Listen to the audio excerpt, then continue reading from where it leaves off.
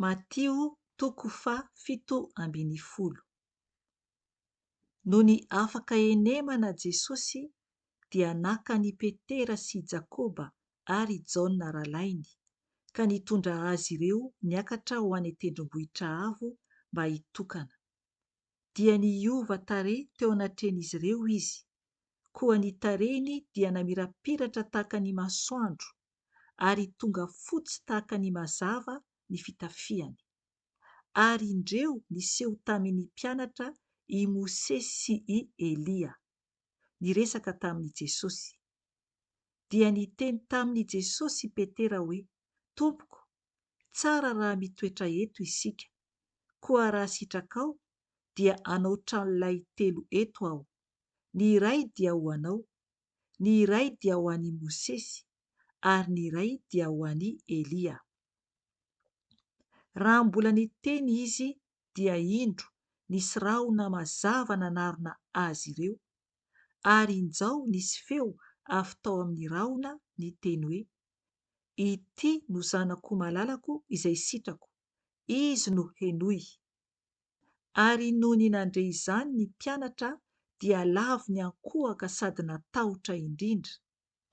Ari Jesosy nankeo aminy dia nikasika azy ireo sady niteny hoe, mitsangana fa aza matahotra.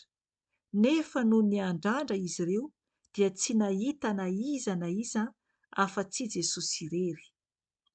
Rehefa nidina avy teny an-tendrombohitra izy ireo dia nandrara azy ireo Jesosy hoe, aza milazalaza amin'ny olona iny fahitana iny, mandra-pitsanganan'ny zanak'olona amin'ny maty.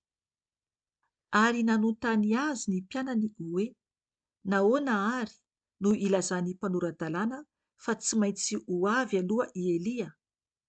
Ary Jesosy namaly hoe, i Elia dia ho tonga ihany ka amerina amin'ny laoniny ny zavatra rehetra. Nefa lazaiko aminareo, efa tonga sahady i Elia, nefa ny olona tsy nahafantatra azy fa nanao izay sitraky ny fony taminy. Dia tahaka izany koa no ampijaliany ny zanak'olona. Dia fantatry ny mpianatra fa ny amin'i Jaona mpanao batisa no nolazainy taminy.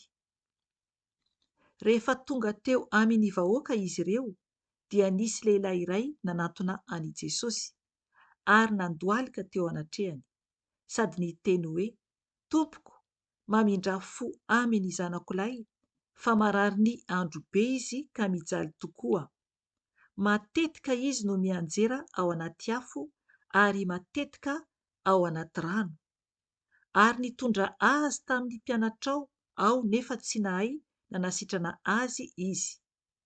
Ary hoy Jesosy, ry taranaka tsy mino sady diso lalana, mandra-pahoviana no hiarahako aminareo, mandra-pahoviana no handeferako aminareo. Eto aty amiko izy.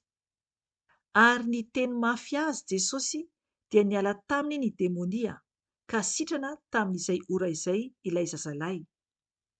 Dia nakao amin'ny Jesosy mangingina ny mpianatra ka niteny hoe, nahoana izahay no tsy afaka nandroaka aniny?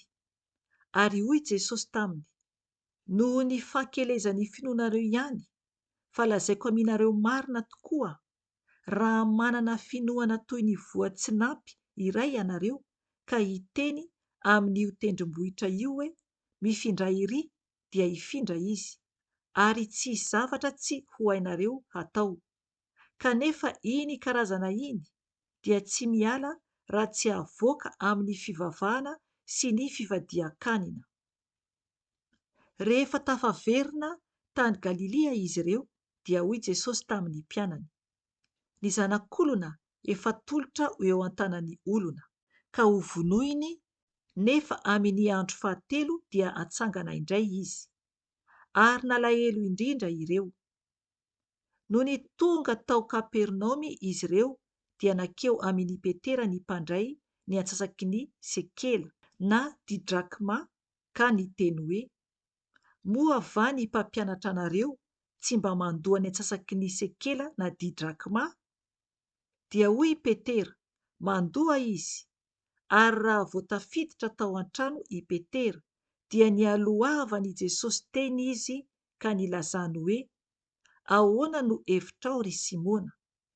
Avy amin'iza moa no andraisan'ny mpanjaka ety an-tany habatseranana sy volahetra? Avy amin'ny zanany va sa avy amin'ny olon-kafa? Ary hoy Petera taminy: avy amin'ny olon-kafa.